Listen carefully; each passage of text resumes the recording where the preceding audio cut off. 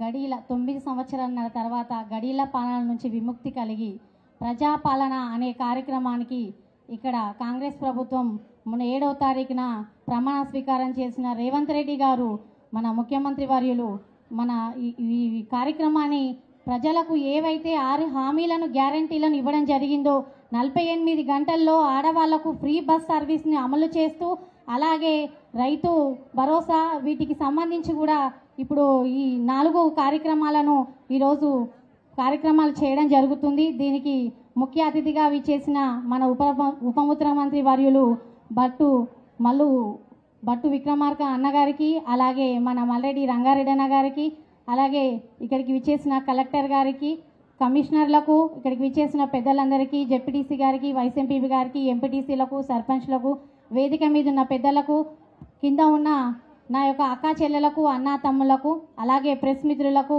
నా యొక్క నమస్కారాలు.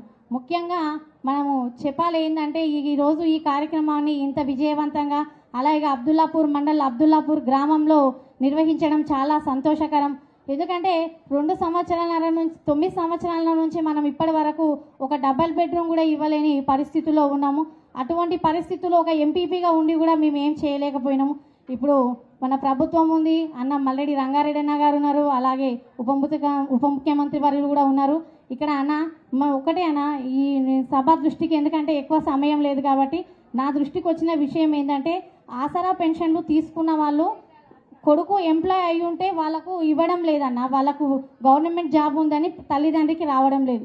ఎందుకంటే పెద్దలు ఇక్కడ ఉన్నారు, రేపు అన్నీ అమలు చేసేటప్పుడు ఇది ఒకటి దృష్టిలో పెట్టుకోవాలి. తల్లిదండ్రులు వాళ్ళ మీద ఆధారపడలేరు, ఏ కొడుకైనా కానీ డబ్బులు ఇవ్వమంటే ఇవ్వరు. ఆసరా పెన్షన్ ఇప్పుడు మనం 4000 ఇస్తామని చెప్పడం జరిగింది. వాటిని ఎంప్లాయ్ అయి ఉన్న పిల్లలు అయి ఉంటే తల్లిదండ్రులకు అది ఏ రకంగా చేస్తారో ఒకసారి మీరు దృష్టిలో పెట్టుకోవాలి. వాళ్ళకు చాలామంది కూడా నా దగ్గరికి రావడం జరిగింది. ఇటువంటి పరిస్థితి మన ప్రభుత్వంలో ఉండొద్దని మరొకసారి విన్నవిస్తున్నాను. అలాగే ఈ కౌంటర్లు 6వ తారీఖు వరకు ఉంటాయి, ఎటువంటి ఇబ్బంది లేదు, ఈ ఒక్కరోజే ఉంటాయని ఏం ప్రాబ్లం పడవద్దు. ఖచ్చితంగా అందరి లబ్ధిదారులందరికీ లబ్ధి చెందేలాగా ఈ ప్రభుత్వం మీకు ముందుంటుంది. రంగారెడ్డి అన్న మనకున్నాడు, మీతో పాటు మేము ఉంటాము స్థానికంగా. ఖచ్చితంగా మీకు ఎటువంటి ప్రాబ్లం ఉన్నా కానీ ఇక్కడ హెల్ప్ డెస్క్ ఉంది. హెల్ప్ డెస్క్ వాళ్ళు ప్రజలను విసుక్కోకుండా ఖచ్చితంగా మీరు వాళ్ళకు సహకరించి చదువురాని వాళ్ళను విసుక్కోకుండా అమ్మ ఖచ్చితంగా వాళ్ళకు సహాయ సహకారాలు అందిస్తూ ఈ యొక్క కార్యక్రమాన్ని విజయవంతం చేస్తూ అందరూ లబ్ధి చెందాలని నేను కోరుకుంటూ మన రేవంత్ రెడ్డి అన్న గారికి ఈ వేదిక మీద ఉన్న పెద్దలందరికీ మరొకసారి నమస్కారాలు తెలియజేస్తూ థ్యాంక్ యూ టు ఆల్.